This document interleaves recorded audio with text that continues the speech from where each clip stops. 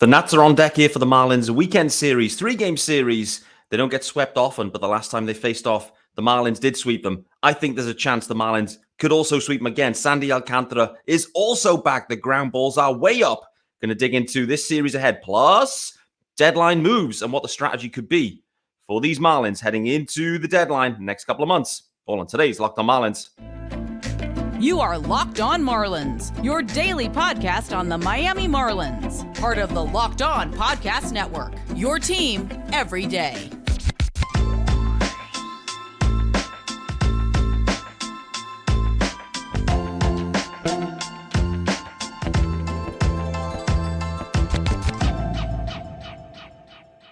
Greetings from England and welcome to Locked On Marlins. This, of course, is your daily Marlins podcast. I'm your host, Peter Pratt.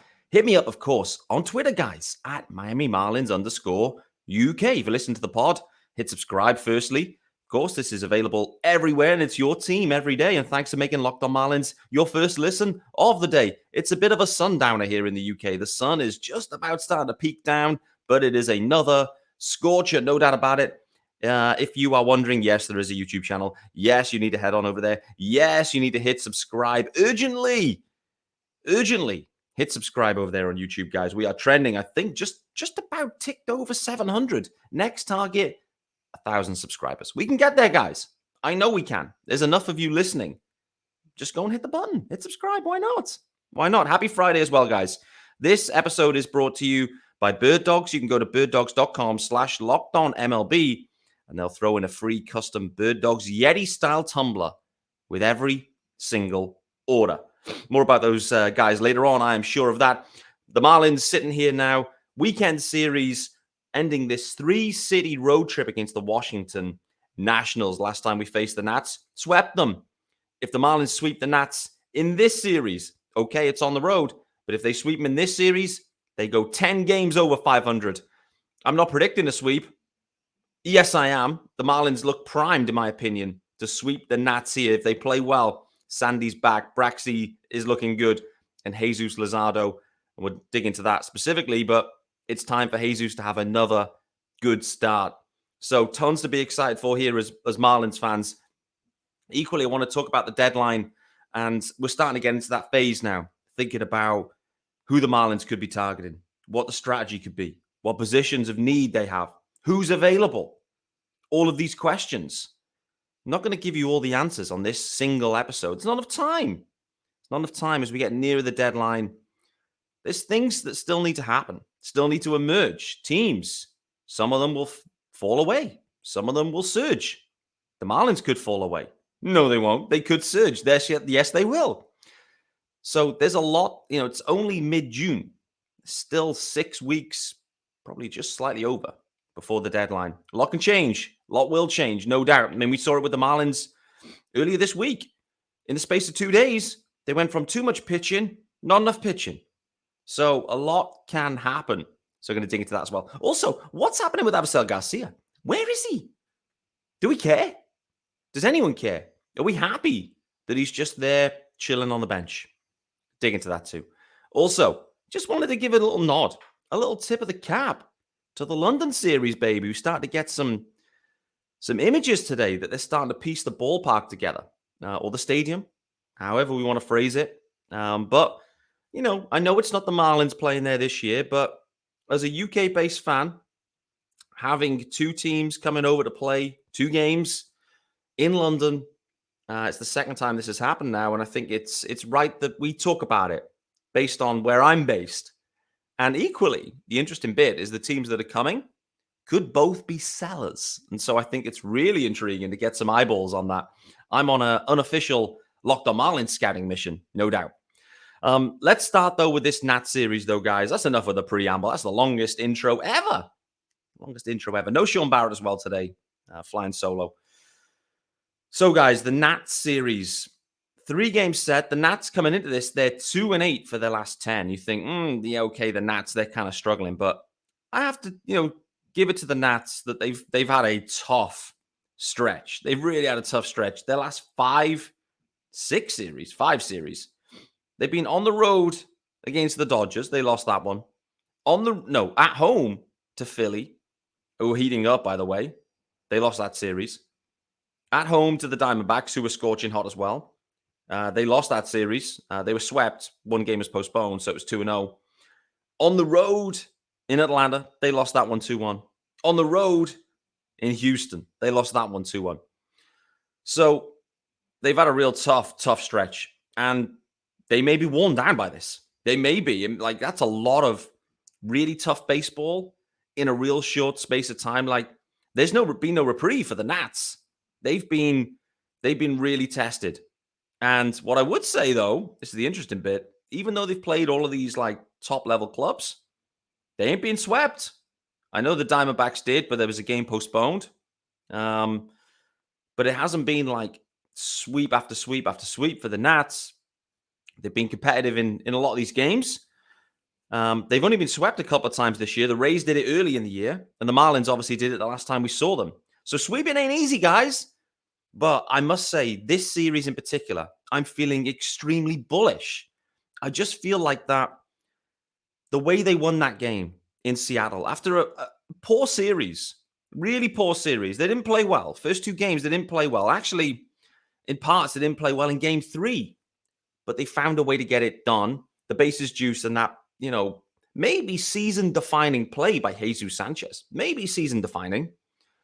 Just feels like a momentum flicker. You then get Sandy Alcantara going in game 1 to set the tone. And for me, that's critical here. Critical. Sandy, it's been a tough year for him. It's been, compared to previous years and to last year in particular, it's not been what he's looking for, clearly. But the shoots of recovery have been there, particularly in the last 2 starts. For me, Sandy Alcantara remains at his best when he's seeking those ground balls. He's a ground baller. Something was off early on the year. Something was off, and he just had to rely on the high heat and looking for strikeouts. And it wasn't quite there, and it's not his game. When Sandy is at his best, he is just an elite ground baller. And the other thing too, he could and he should trust the defense behind him. Joey Wendell, for example, has been better than average at shortstop. He's back in as well today, by the way. Joey Wendell with a 3-game bench streak. I'm not sure why. He must have been dealing with something. I didn't see any reporting on that, so I don't know what happened to Wendell. He did come into the game late in game 3, which again was a little bit of a puzzler. So I get the sense that Wendell's been dealing with something. I don't know. But for 3 days straight and not be starting is odd, considering he's being the starting shortstop. And has been kind of like, feels like the stick has been turning around too. But Sandy, going back to Sandy, he's at his best when he's relying on his defense and he's throwing those ground balls. Drawing those ground balls. That's Sandy Alcantara, no doubt. And we look at his last 2 starts, guys. Against the White Sox last time out. Also then against the A's. Okay, I know what you're going to say. The White Sox, they're terrible, and so are the A's. Doesn't matter. In those 2 games, both of them, 7 innings. Just 2 walks combined. 11 Ks. But also then 26 ground balls. 13 apiece in both of those games. That is a season high combined. Well, season high in 2 games in a row. I'm not sure if I explained that very well. Either way, 13 is the highest in terms of ground ball outs for him in an outing, and he's done it twice in a row. And actually, the fly ball outs in those games too, 6 apiece. And it's both of these also under 90 pitches. So Sandy's usage has kind of changed. Skip Schumacher early in the year, and we spoke about it a lot, and the everydayers listening will know about this as well. We were kind of asking the question about whether it's 100 plus pitch Sandy, whether that's the right type of Sandy now. And we saw it. He had that little stretch where it was against the Braves, Cubs, Reds, Giants, all of those outings, all 100 pitches or more. Didn't win any of those games. Well, the Marlins did. They won the Cubs one in extras. But, it was 3 of those were losses. 3 of them were losses as well for Sandy. He was going too deep, and he was having a blow-up inning. Skip was trying to let him work through it. It's changed. The last 4 times out, max pitches has been 93. He's getting the Yuri Perez treatment. He's getting, maybe that's the methodology. And the reason it's the methodology and the why it should be the methodology is the bullpen, the leverage pen, has been so good. So good. The Marlins have got 4 of the best 25 relievers, let's say, in the game right now this season. Tanner Scott's in there. Dylan Floro's in there. Puck should be in there. They've got a lot of quality in the pen, and it's about leaning on that. In previous years, in Donnie's previous year, didn't have it. So, rightly so, Skip is managing Sandy differently, trusting the pen. But equally, something's changed with Sandy. He's found it again. He's back to ground ball Sandy. It's when he's at his best. We know that. So for me, I think the Nats are going to have a real test. They're going to be really up against it in game 1. And I think the Marlins could and should convincingly beat the Washington Nationals in game 1. Set the tone. Really set the tone. And then it's over to Braxton Garrett and Jesus Luzardo. Let's talk about those guys briefly as well. Then we'll trend into the deadline moves I mentioned and the strategy. More like the strategy, I'd say, rather than the moves itself. Avisel Garcia, where is he? And the London series. Just a tip of the cap to that. But, guys, it's time to let you know about our good friends over at Birddogs. Already mentioned they are the episode sponsor. They have some graphics, so let's get those bad boys flowing. There we go. Yes, sir. And I've been speaking about these for a few weeks now. And fundamentally, Birddogs are there to make you look good. The Birddogs stretch khaki shorts are designed to fit slimmer through the thigh and leg, giving you that truly sculpted look. That is what we all need. Sean Barrett texted me last night, said, Pete, these shorts look amazing. Amazing. I don't know if he hit the purchase button. I hope he did. I hope to see them on him in the London series. That would be absolutely sensational. They fit. Fundamentally, it's all about the fit. The sculpted look, but also they fit way better than any regular shorts that are made of that stiff-restricting cotton. No good. No good. No give. No look. Can't wash them either. They wash terrible. Birddogs have fixed this issue by inventing cloud knit fabric that looks just like khaki but stretches so you get a way slimmer fit without having to sacrifice movement. They also have this anti-stink sweat wicking fabric that keeps you cool and dry all day long, and we'll need that at the London series because I've seen the forecast. The temperatures are going to be soaring. Looking forward to that. So what have you got to do? It's pretty simple, guys. You got to get over to birddogs.com/lockedonmlb. And with that, you get a free Yeti-style tumbler with your order. That's birddogs.com/lockedonmlb for a free Yeti-style tumbler. You won't want to take your Birddogs off. We promise you that. Glorious. Glorious. Get those Birddogs in. So, for the rest of this series, Braxton Garrett going in game 2. Jesus Luzardo in game 3. I must say, Braxton Garrett, again, coming off, it was a a season high for him. 19. I can't speak. All of a sudden, I just can't speak. It's Friday. It is what it is. 9 Ks in 5 1/3 innings in his last outing. He was yanked too early, it felt. Only 82 pitches. 75 the outing before. 79, then 82. Braxy's been managed pretty carefully. Skip is managing him similar to, Yuri Perez. He's getting a similar treatment. Although Yuri Perez, maybe the training wheels are off there. That's one to dig into next time around because, he got to go into the 90s. He got it into the 90s there. Braxy, he hasn't been in the 90s yet this year. Even though, Brax is sitting there at a 4.10 ERA. So it's the third time through the lineup for Brax. That's the main thing. But overall, you have to call out it's been a really impressive year. The main one here, though, is Jesus Luzardo. Sean Barrett called this out earlier in the week. When you look at the game log, it's pretty wild. Last time out against the Mariners, 5 earned runs. Against the Royals, 1 earned run. Against the Padres, 5 earned runs. Against the Angels, 1 earned run. Against the Giants, 6 earned runs. Against the Nats, 1 earned run. You're starting to see this pattern here One good, one bad. One good, one bad. The good news is that he's faced the Nats already this year and pitched well. And also, he's just had a clunker. So he's due a good one. He's due a good one.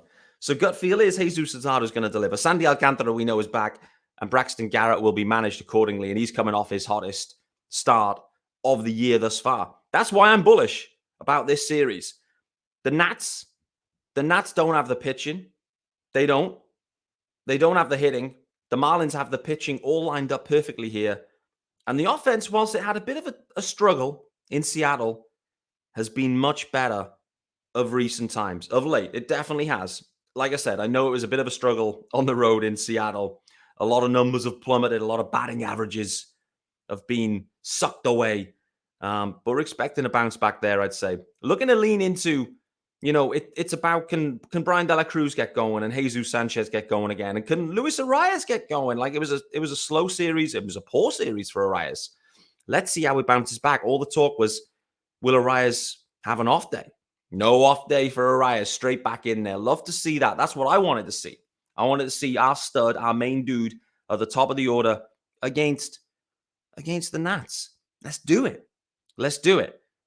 Guys, I think this is a 75% probability that the Marlins sweep the Nats this weekend. Yes, I've had a red wine this evening, but I just feel like the Marlins are riding the wave. The pitching matchups look good. I think they're going to do a serious job here. Let's talk about our good friends over at FanDuel, and then we will carry on this episode looking at those deadline strategies and Avisail Garcia and the London series as well. Guys, from a FanDuel perspective, if you're new to FanDuel, then you need to make your way to FanDuel, because right now, new customers get a no sweat first bet up to $2,500. That's $2,500 back in bonus bets if your first bet doesn't win. There's no better place to bet all of the playoff action than America's #1 sportsbook. You can visit FanDuel.com/lockedon and get a no sweat first bet up to $2,500. That's FanDuel.com/lockedon. FanDuel, official sports betting partner of the NBA. And everyone else, I guess. Okay, let's talk about the deadline. Let's talk about what the Marlins need to do. And this will not be a long segment. I put it out there on Twitter anyway. My gut feel here with the Marlins in general, well, actually, no, let me start with the market. I don't think the way things are shaping up here that there's not a ton of studs available. And I don't think there's going to be a lot of headline deals at this deadline. I feel like past years it's been a lot more significant names where it looked and felt like they'd be moved. But I sense that this won't be that situation. I also get the feeling that a lot of teams are still in the mix here. And so the number of sellers could be lower. And I think we know who those sellers are. The Royals and the A's, probably. I'm not sure. And we've heard the update from Craig Mish on Sal Perez. One of the headline guys potentially from the Royals. He's not leaving. He's not going. So I just get the sense that there's not a ton of needle moving guys out there. The other thing to say is I think the Marlins I think they like how they're set up. I think they like their rotation and their options. And earlier in the week, we were talking about it. You got to manage Yuri Perez. You're going to bring Trevor back and limit his innings. Cueto's working his way back. There's other options they've got there. They can kind of mix and match. So I think the Marlins feel good there. I think they feel really good about their pen for obvious reasons. And yeah, I know there's maybe, Brazaban's kind of cooled off and, you're kind of leaning into Archie Bradley at this point. So maybe there's a pen piece that they maybe do something with. But again, they probably have that kind of covered, to be honest with you. You then think about what offensive upgrades they'd be seeking. Frankly, I don't think they're going to be seeking anything in the outfield. I feel like they're perfectly happy with Jazz Chisholm Jr., Brian De La Cruz, Jesus Sanchez, Jonathan Davis, and maybe Avisail Garcia. We'll talk about him in a sec. I think they're pretty confident with that. I feel they're comfortable. Maybe there's a rental out there. Do you do something crazy and go and get Cody Bellinger, he's on the IL at the moment. He started hot and has kind of tailed off a touch. Is that an option? It could be. Jock Peterson, is that an option? It could be. There's going to be a few teams in the hunt for that. And the thing is, for the Marlins, right now, there's no need to start moving tons of prospects to try and add an extra stick this year to make a postseason that, it's going to be an uphill task irrespective. So I don't think they do anything in the outfield. First base, they look set. Second base, they look set. Shortstop, in reality, they probably look set right now. DH, Soler's doing his thing. Most people will look at third base. What can you do at third base? That is the only area potentially. But Gene Segura is owed money next year. And I just get the sense that the Marlins are going to persevere with Gene. Catcher, I feel the same. So fundamentally, I don't think the Marlins are going to make any kind of huge splash at the deadline. I don't. And, most fans, we all want to get excited. Listen, nearer the deadline, I'll be pumping it out there. This guy's available. This guy's available. This guy's available. But strategically, fundamentally, I don't think there's going to be a lot happen for the Marlins. I feel like, and clearly things can change between now and then in the 6 weeks. Guys can get hurt, etc., etc. The Marlins could fall out of it. Who knows? But I think it'd be surprising if the Marlins weren't in the mix, definitely at the deadline, and have that buyer's tag. So that's just my thoughts. There's going to be some options. A lot of people are looking at catcher. A lot of people are looking at third base. And rightly so. Gene Segura has been one of the worst players in the league. Can Gene find a way to catch fire? Can he? And all of a sudden, all's forgotten. It's not about how you start. It's about how you finish in baseball. Maybe Gene's just holding that peak until we need it. The other thinking is potentially that Gene doesn't get to have that peak because he's DFA'd or traded at some point. I don't know. But the Marlins have got a ton of internal options too, around middle infielders, around, maybe third base guys they can shuffle around. So I just get the sense that they kind of like the way their 40-man sits. They've got loads of flexibility in loads of the guys, loads of versatility. I think it's going to be a real quiet one. Avisail Garcia, let's talk about him real briefly, and then we're going to get out of here. Avisail Garcia, we haven't seen anything from Avi. He obviously had a couple of rehab starts. They didn't go well. Reoccurrence of the issue. Haven't really heard much since. I'm really intrigued about this one. I've been intrigued about it all along. I mean, he was kind of heating up a touch, but I don't know if the Marlins are just happy with this situation. They're just kind of letting it ride out. And, having Avi back in there would kind of upset the balance. They like that De La Cruz and Jesus Sanchez corner combo. And they're going to like Jazz in center when he's back too. So, having Avisail Garcia just adds a problem. It adds a problem that they don't need at this point. The money's the money. They're paying it irrespective. But if you haven't got that problem to deal with, maybe that's best for all parties at this point. Who knows? I'm intrigued to see whether there is something that happens with Avisail Garcia at the trade deadline. Because I do wonder if a team may look to take a flyer. Wide stance Avi. Who knows? Could the Marlins find a way to move the dough? Because the dough is incrementally reducing. As obviously the weeks go by, the months go by. Wait to see. Final topic, guys, just want to call out. Next weekend, the London series is back in the UK. The Cardinals and Cubs facing off in a 2-game series, Saturday and Sunday. I'm going to be there at both games. So I'm absolutely pumped for that. My wife Tara is going to come with me as well. The two of us, loads of the MLB UK guys, loads of the UK fans in there. There's also a few US guys that I know are traveling across that have been in touch as well, which I won't spoil it because I'm sure they'll want to drop it themselves. But there's a few studs coming over, so I'm looking forward to seeing them and sharing a glass of vino or an IPA or a shot of tequila, whatever it might be. I don't know. I'm happy to be led astray in that situation. I know for sure I've seen the weather forecast. It is going to be scorching right now. I know we're over a week away, but it's saying it's going to be scorching. Last time around, it was absolutely scorching. Me and Tara were like sipping Pims and lemonade faster than, you've ever seen. I don't know if Pims is a thing in the US. Now I've just said that. Is Pims a thing? Drop it in the comments. Let me know. Have you ever heard of Pims? You know what that is? If you don't, seek it out. Seek it out rapido. It'd be amazing for barbecues, for certain. So the London series coming, Cardinals Cubs, going to be absolutely awesome. There may be some, it may, take a little bit of a slant off in terms of the coverage of Locked On Marlins and, the back end of next week. We'll wait to see. But for me, this is just huge for baseball in general. There's some bad PR right now, right? Like this whole situation with the Oakland A's, like it is not good. And Rob Manfred's handling that, not good either. It's really poor. So hopefully this will be some good PR for baseball because, having these games in London, I think, is huge. We saw it with the NFL. Excuse me. We saw it with the NFL where they committed to London and it benefited. The game grew. Baseball needs that too, both in the UK and in Europe, in my opinion. Boy, oh boy. I need a sip of wine here to keep myself going. So this is huge. It's huge for European baseball. It's huge for UK. And it's huge for Major League Baseball as well, just in terms of its growth, its development. Because fundamentally, this is an untapped market right now. It really is.